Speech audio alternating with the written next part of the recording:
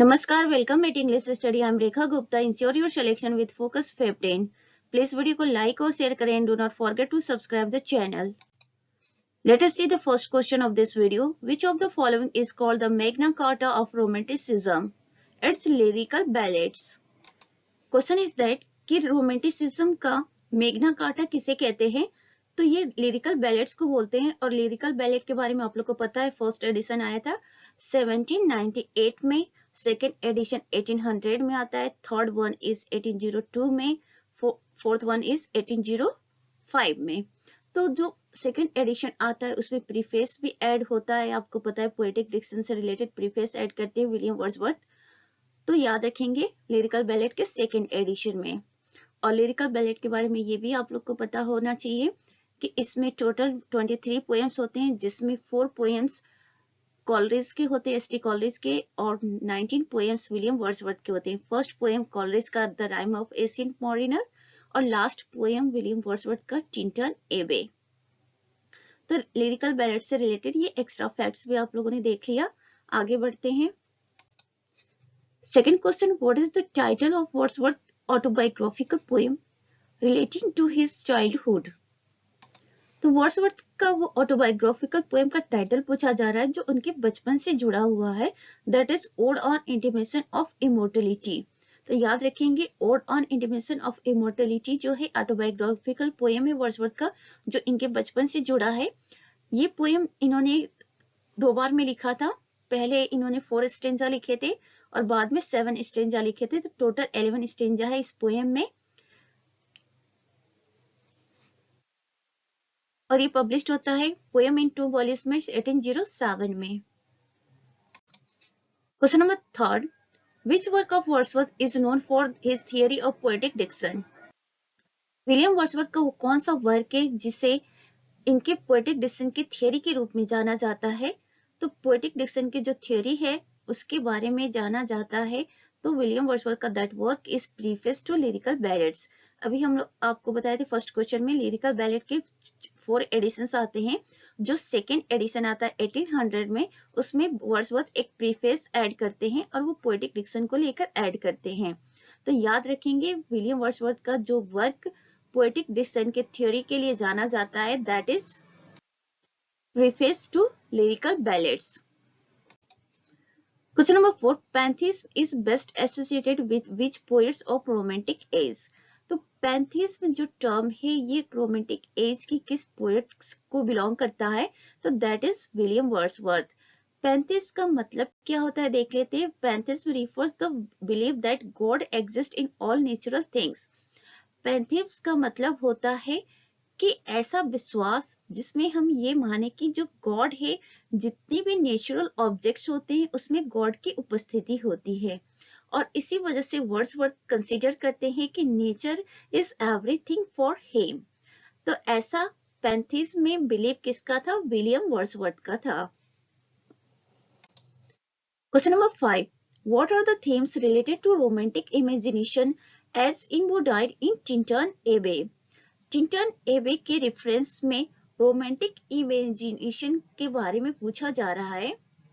तो romantic imagination के वो कौन से थीम्स है जो टिंटन एबे में प्रेजेंस है? तो देख लेते हैं। The centrality of subjectivity in imaginative processes.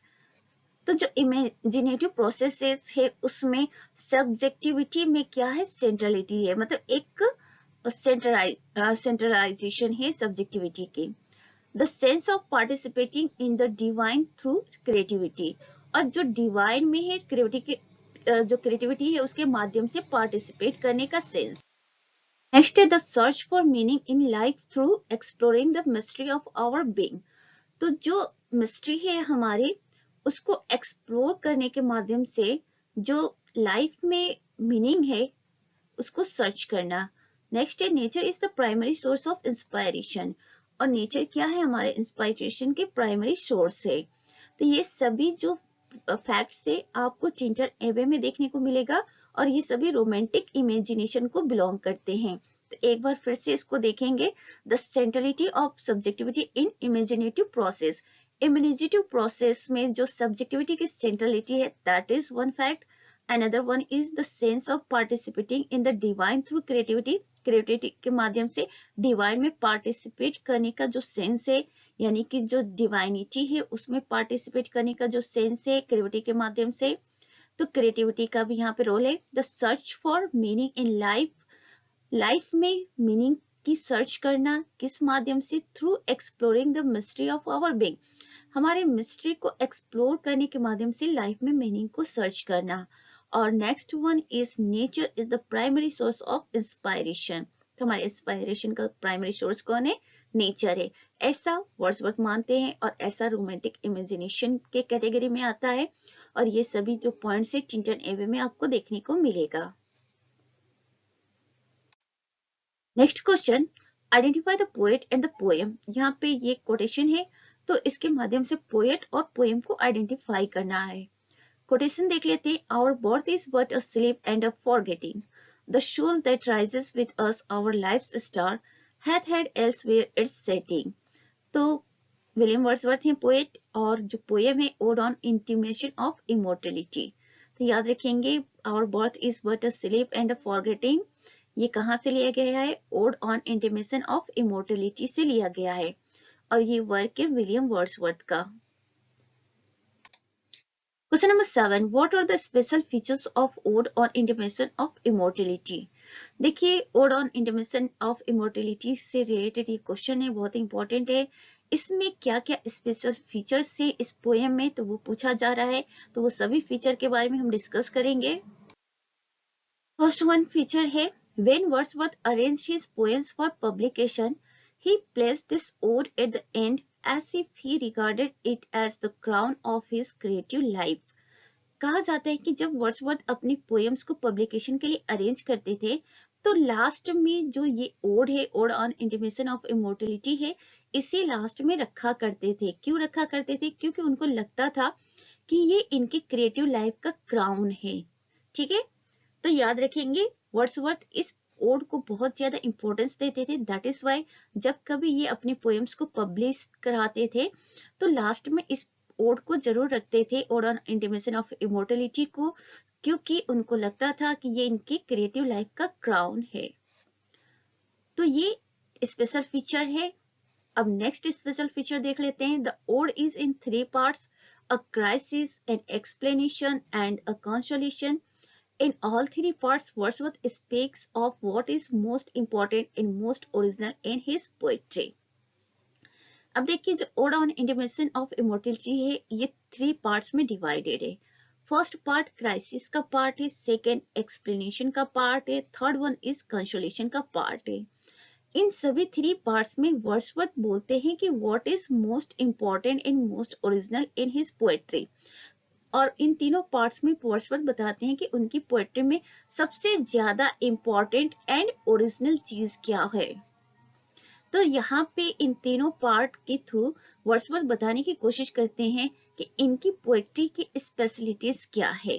तो याद रखेंगे, पूछा जा सकता है कि वर्ड्सवर्थ का वो कौन सा वर्क है जो 3 पार्ट्स में डिवाइडेड है, crisis, an explanation and a consolation. तो that is ode on intimation of immortality.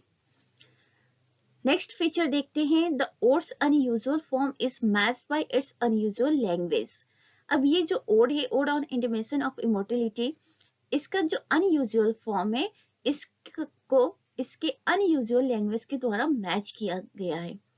A stately metrical form is matched by a stately use of words. देखिए एक स्टेटली मेट्रिकल फॉर्म का use किया गया है और उसके साथ स्टेटली वर्ड्स का यूज किया जा रहा है, मैच किया जा रहा है। कहने का मतलब है कि ये जो odd on intimation of immortality है, इसमें अनयूजुअल फॉर्म को अनयूजुअल लैंग्वेज से जोड़ा जा रहा है, मैच किया जा रहा है। तो उसका एक एग्जांपल देख लीजिए कि स्टेटली मेट्रिकल फॉर्म को स्टेटली यूज ऑफ वर्ड्स के साथ मैच किया जा रहा है। नेक्स्ट फीचर है Wordsworth in this ode discusses the idea of immortality not in mortal but in spiritual।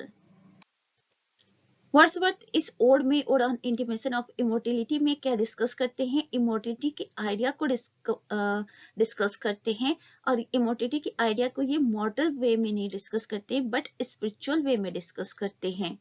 तो याद रखेंगे ये सारे फीचर्स हैं, इसमें से कोई एक फीचर भी पूछ सकता है कि ओड ऑन इंटीमेशन का कोई फीचर बताइए, या फिर ये सभी फीचर्स पूछ सकता है। क्वेश्चन है, क्वेश्चन तो किसी भी तरह से घुमा के पूछे जा सकते हैं, but you have to recall the facts to give your answer. Next question, little we see in nature that is ours is a line from the world is too much with us. तो देखिए ये sonnet है William Wordsworth का और इससे ये line लिया गया है, little we see in nature that is ours is a line from the world is too much with us. तो एक्चुअली जो इंडस्ट्रियलाइजेशन हुआ था यूरोप में, इंग्लैंड में, उसकी वजह से वर्ड्सवर्थ को लगता है कि जो लोग हैं भौतिकता की तरफ, यानी कि जो फिजिकल दुनिया है, ठीक है, मटेरियल वर्ल्ड है, उसकी तरफ लोग भाग रहे हैं और जो स्पिरिचुअल वर्ल्ड है उससे लोग दूर होते चले जा रहे हैं, नेचर से दूर होते चले जा रहे हैं. तो यही बात इन्होंने इस सोनेट में कहने की कोशिश की है कि the world is too much with us. तो वर्ल्ड यानी कि मैटेरियलिटी हमारे साथ बहुत ज्यादा कनेक्ट हो चुका है और मैटेरियलिटी की वजह से हम क्या, मटेरियलिज्म की वजह से हम क्या हो जा रहे हैं, हम नेचर से भी अलग हो जा रहे हैं और स्पिरिचुअलिटी से भी अलग हो जा रहे हैं. तो ये लाइन आपको याद रखना होगा, little we see in nature that is ours. Next question, an evening walk is written by William Wordsworth. तो एन इवनिंग वॉक जो विलियम वर्ड्सवर्थ की अर्ली पोएम है, इसको इन्होंने राइट किया है और ये अपनी सिस्टर डोरोथी के साथ ऑन द वे जा रहे थे, तो तभी इनको ये आइडिया आता है इन इवनिंग वॉक लिखने का. कॉलेज टाइम का ये इनका पोएम है. In evening walk the first long poem that is published in 1793. तो पहली लॉन्ग पोएम है वर्ड्सवर्थ की जिसको इन्होंने लिखा था 1793 में और इसको रिवाइज भी किया गया था 1794 में, नेक्स्ट ईयर में ही. तो 1793 में पब्लिश हुआ और उसके नेक्स्ट ईयर 1794 में इसको रिवाइज भी किया वर्ड्सवर्थ ने. तो याद रखेंगे, N evening walk is the poem of William Wordsworth. The final question of this video, Wordsworth describes the daffodils a host. Host here means Wordsworth ने अपनी पोएम डैफोडिल्स में डैफोडिल्स को क्या कहा है, होस्ट कहा है. होस्ट का मतलब क्या होता है यहाँ पे, तो होस्ट का मतलब है a whole army of flowers. तो डैफोडिल्स जितना वहां पे बहुत ज्यादा मात्रा में डैफोडिल्स थे, बहुत दूर तक डैफोडिल्स के फ्लावर्स फैले हुए थे, तो उसकी टोटल संख्या को इन्होंने होस्ट बोला है अपने पोएम डैफोडिल्स में. डैफोडिल वर्ड्सवर्थ की मोस्ट रेड पोएम है, इसे आप लोग एक बार जरूर अच्छे से पढ़ लेंगे.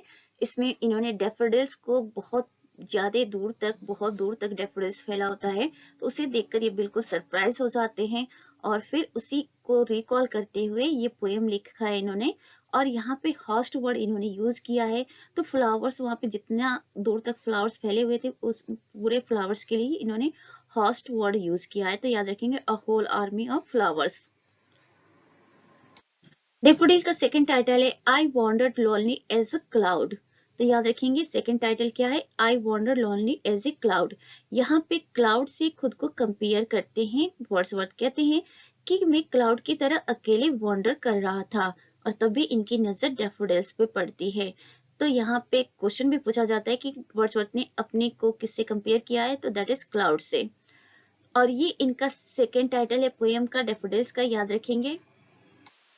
What kind of poetry is this? This is a lyric poem and published 1802 poem in 2 volumes में. ठीक है, तो लिरिक पोएम में और इसका पब्लिकेशन होता है 1807 में, पोएम्स इन 2 वॉल्यूम्स में. क्योंकि 1807 में जो भी पोएम पब्लिश्ड हुए हैं वो सभी पोएम्स इन 2 वॉल्यूम्स नाम का जो इनका आता है पोएम का कलेक्शन, उसी में ये सभी पोएम्स पब्लिश्ड होते हैं 1807 वाले. तो ये सारे फैक्ट्स आप लोगों ने देखा कि डैफोडिल्स में किस तरह से वो डैफोडिल्स को बहुत दूर तक फैला हुआ देखकर बहुत ज्यादा अट्रैक्ट हो जाते हैं और बिल्कुल इनका हार्ट जो होता है लीप करने लगता है एकदम देखकर कि अरे वाह, इतने सारे डैफोडिल्स और काफी दूर तक फैले हुए हैं. तो फिर वहां से डैफोडिल्स से इतना ये अट्रैक्ट हो जाते हैं और फिर ये लिख लेते हैं ये पोएम. तो this is all about for this video. Please video को लाइक और शेयर करें. Do not forget to subscribe the channel. Thanks for watching. Be happy. Keep a smile.